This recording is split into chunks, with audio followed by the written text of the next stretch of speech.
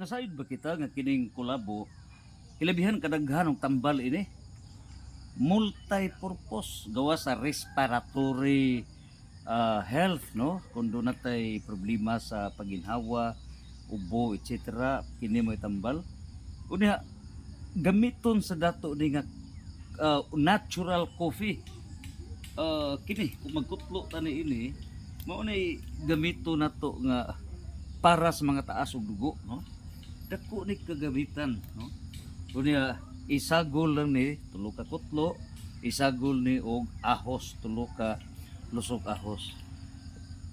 Very effective ni para sa tuwa nga pag neutralize sa atong dugo, sa atong sugar, etc.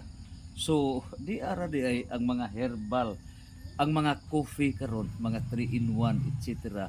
Mao na hinungdan nga labihan kataas ang mga daghan ng mga sakit nga matay sa diabetes. Kini nga itong gipanghinom mga instant grabe. Mao na nga itong mga commercial products nana sa Revelation chapter 18 verse 11 nga wala na mamalit sa ilang mga baligya, wala na ngano kay maedukar ng mga tao nga kini ring atong gipanghigop, kini pangkaon nato. Matud pa sa nga research nining puntuha, usa sa labing dako nga cause nga masakit ang tao kanatong gipangkaon 80%. Mao na nga balik ta sa nature, paradise restored, o kini mo'y atong coffee, daghang pamaagi natural coffee, no?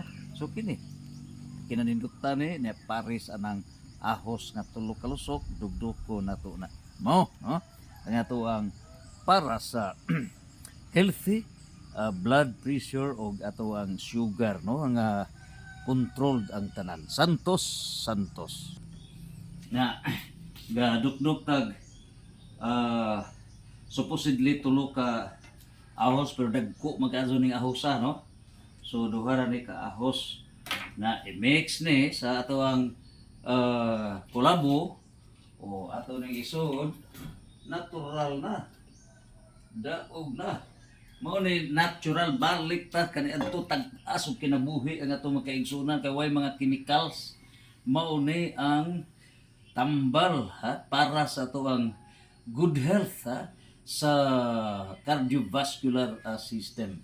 Of course nining yun na natural coffee, dili ng mga chemical nga mga instant coffee nga dili maka-cause sa mga sakit, o kini mga cafe na to maka-cause sa mga diabetes ug uban pang mga side effects. So mao kini ato na kining painitan, ha. So santos.